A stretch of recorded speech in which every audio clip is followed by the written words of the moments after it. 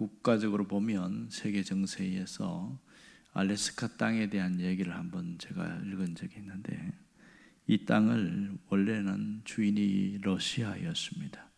그런데 1867년에 미국이 사들였던 것이죠. 그 당시 국무장관이 윌리엄 수어드라는 사람인데, 비밀리에 협약을 맺고 722만 금달러, 그러니까 720만 달러인가, 그런데 그걸 우리나라 돈으로 환산해 보니까 약 98억, 한 100억 못 되는 돈이에요. 근데 그걸 자세히 또 살아보니까 금으로 환산을 했다고 합니다. 그러면 당시 720만 금달러로 표현하면 약 1000억 정도 되는, 그래도 알래스카 땅을 하면 상당히 큰 땅덩어리인 거죠. 미국의 52개 주 중에서 가장 땅이 넓으니까요. 그 땅의 평수가 약 172만이고 현재 인구가 한 720만 정도 살고 있더라고. 72만 정도. 자, 이 땅을 이제 팔게 된 경위가 보니까 당시 캐나다가 미국이 아니고 영국의 지배를 받고 있었습니다. 그러니까 영국은 해가 지지 않는 나라 그 정도였는데, 그런데 이제 러시아가 이 알래스카를 도저히 영향권에서 벗어나기 어렵고, 그래서 영국에 빼앗기겠다 그런 생각이 들었던 모양입니다. 이왕 그렇게 빼앗길 바에 차라리 미국에 돈 주고 팔자. 그래서 아주 헐값에 팔게 되었답니다. 그들도 그 알래스카 얼음 땅 안에 있는 지하 자원이나 많은 것을 잘 알고 있었는데 어쩔 수 없이 팔게 된 이 국가적인 위기였습니다. 근데 영국이 이렇게 약해진 것은 결정적으로 1차 세계대전이 일어나고 난 다음에 영국이 약해졌던 것이죠. 그 다음에 이제 미국이 또 강세를 떨치고, 이게 세계 역사입니다. 그런데 이 천혜의 요소 보니까 지금 이 알래스카는 세 가지 금이 있다 이렇게 표현해요. 어떤 분이 하나는 산림입니다. 이걸 푸른 금이다 이렇게 표현합니다. 또 하나는 검은 금이 있다 이렇게 표현하는데, 그 지하에 석유와 어마어마한 석탄이 있습니다. 석탄의 매장량이 세계 1위가 될 정도로 그렇게 많습니다. 그리고 진짜 황금이 있습니다. 옛날에는 그 알래스카에서 긁으면 황금 금싸라기 나올 정도로 그렇게 많았다고 합니다. 지금도 금 매장량이 많고요.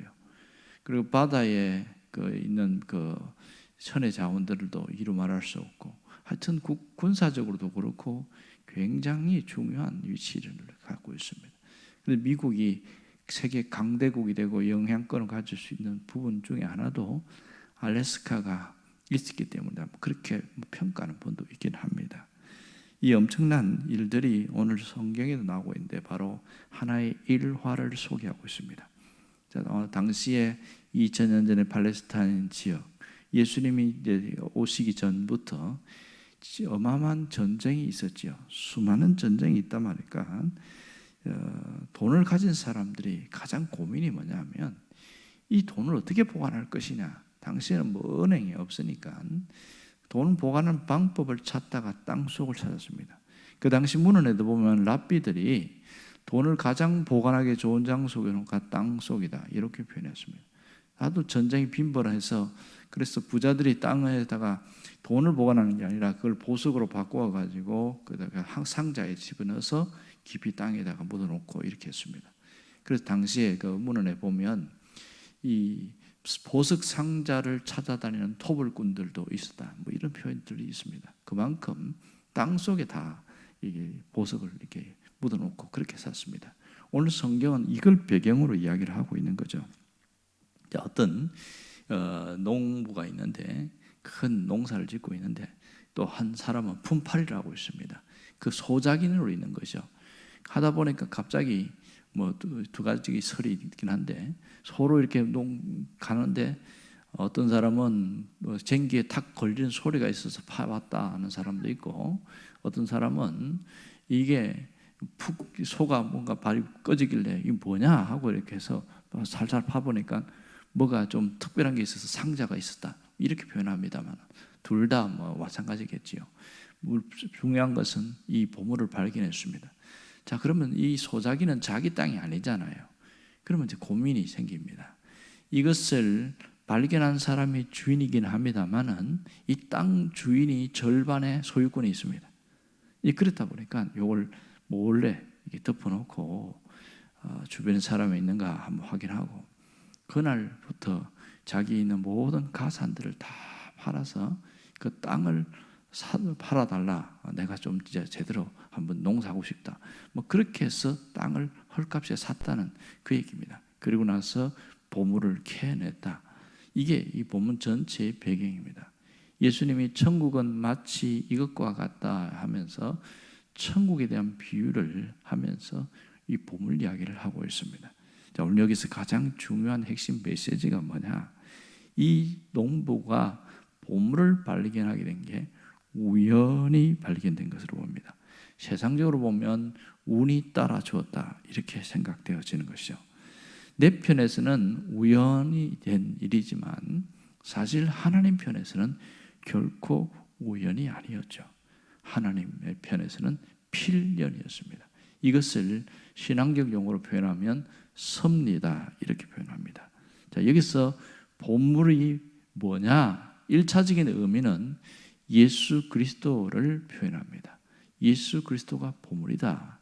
2차적인 의미는 인생의 보화를 말합니다. 우리가 살아가면서 누리는 인생의 보화. 자, 우리가 예수 믿은 게 사실 우연이 된 것처럼 보이는 경우가 많습니다. 그래서 어떤 분은 교회 오는 통로가 다양해요. 자기 친구 때문에 온 사람도 있고, 결혼해서 온 사람도 있고, 또 뭐 술 먹고 한번 뭐 교회를 한번 가볼까, 그래서 또 온 사람도 있고, 별 사람이 다 있습니다. 그러나 온 경로는 다양하지만 교회에 와서 예수를 믿게 된 것은 결코 우연한 일이 아니다는 거죠. 우리 편에서는 우연이지만 하나님 편에서는 필연입니다. 특별한 은혜였던 것이죠. 에베소서 2장 8절에 보면 예수 믿은 것에 대한 얘기를 하고 있는데, 너희가 그 은혜로 인하여 오직 믿음으로 말미암아 구원을 얻었다 이렇게 말합니다. 이것은 하나님의 선물이다 이렇게 표현합니다. 그러니까 이 구원 자체가 하나님의 선물이라고 이야기합니다. 그만큼 특별한 것이죠. 우리가 인생을 살아오면서 하나님께서 우리를 인도해 나가십니다. 예수를 믿으면서 우리를 인도해 나가시는 길이 있는데, 우리가 훈련이 되지 않다 보니까 내 마음대로 자꾸 뭔가 하려는 그런 경향이 많아요. 기도해서 이게 옳다 해도 조금 손해가 될 것 같은데 그러면 안 해버립니다. 내가 하고 싶은 대로 하는 거예요. 그러다 보니까 인생에 어려움들이 참 많이 생깁니다. 왜냐하면 이렇게 하면 반드시 될 것이라고 생각했는데 그 다음에 있는 암초를 우리가 보지 못하니까 손해를 입는 경우가 참 많습니다. 그래서 그 손해 때문에 그거 회복하려고 또 굉장히 어려움을 당하는 경우도 있는 거죠. 하지만 주님이 인도하는 길로 가면 인생의 보화가 있는 것이 사실입니다. 여기서 말하는 보화라는 것은 회복된 삶을 말합니다. 주님이 우리를 이끌어갈 때는 불행한 것으로 가지 않습니다. 회복된 삶을 통해서 행복한 길로 가기를 원합니다. 그래서 감추인 보화를 발견하고 사는 것이 대단히 중요합니다. 성경에서 말하는 감추인 보화는 1차적으로는 예수 그리스도를 말하지만 2차적인 의미는 인생의 회복된 삶으로 나아가는 그 삶을 얘기하고 있습니다. 신앙생활을 하면서 어떤 분은 만족이 없는 사람이 있어요. 기쁨도 없고 그렇게 만족이 없어요. 그런 분들을 가만히 보면 그 중심에 예수님이 없습니다. 주님을 주인으로 모시고 사는 그런 모습이 없고, 돈이 주인이 되거나 자신이 주인이 되거나 다른 것이 주인이 되어 있는 경우가 훨씬 많습니다. 그래서 일반적으로 제자 훈련할 때 꼭 얘기하는 게 뭐냐면 로드십 이 얘기를 합니다. 로드십은 뭐냐면 주님을 주인으로 삼는 삶, 주님을 내 삶의 주인으로 인정하는 삶을 말합니다. 그럴 때 우리 인생이 회복된 인생으로 갈 수 있거든요. 자, 로드십의 핵심은 뭐냐면 주님이 시키는 대로 하는 거죠. 이걸 우리는 신앙적 용어로 순종이다 이렇게 표현합니다. 자, 오늘 이 보화를 발견했다는 것은 예수를 통해서 누리는 기쁨을 말하고 있습니다. 우리 영원한 보배 되시는 예수님이 단순히 천국으로만 인도하는 게 아니에요. 이 땅에서 우리에게 주신 미션, 사명을 감당할 수 있도록 우리를 이끌어 주시고 그걸 통해서 참된 만족과 삶의 가치를 누리게 한다는 사실입니다. 사람이 밥만 먹고 살 수는 없는 거예요.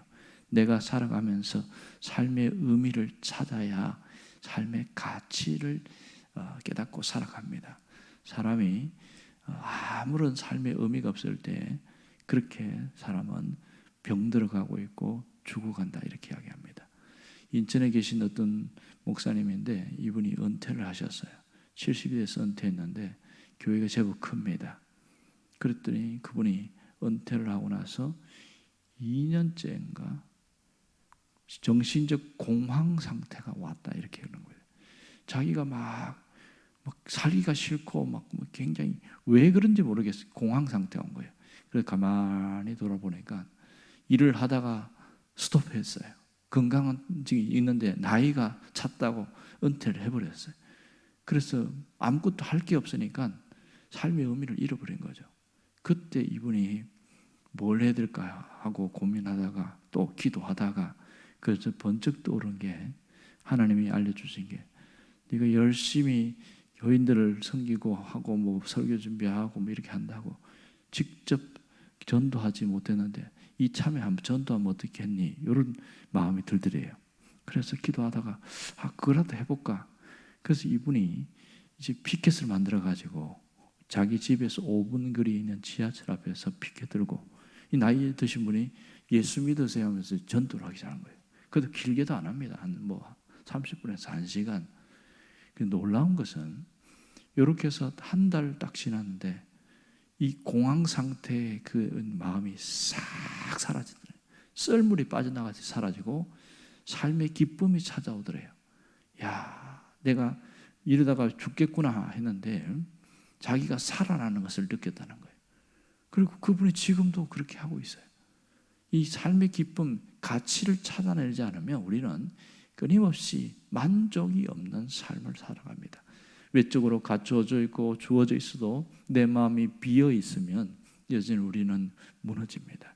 결국은 우리는 예수님을 통해서 살아가는 삶에서 주님이 주신 미션이 뭔지, 내가 해야 될 일이 뭔지를 잘 붙들고 살아갈 때 마지막까지 가치 있게 살고 아름답게 살아갈 수 있는 것이죠. 그래서 우리 삶이 더욱더 윤택해지는 것은 예수님을 통해서 일어나는 놀라운 은혜라고 할 수 있습니다. 오늘 보화 되신 주님을 만났다면 그 주님을 통해서 우리의 인생이 회복되기를 바랍니다. 그걸 위하여 기도하기를 바랍니다. 그리고 내가 무엇을 해야 가치 있는 인생을 살 것인지를 깊이 묵상하면서 그 일을 하시면 결코 후회하지 않는 인생으로 마감할 수 있습니다. 오늘 주 앞에 깊이 기도하는 시간을 갖기를 바랍니다. 기도하겠습니다.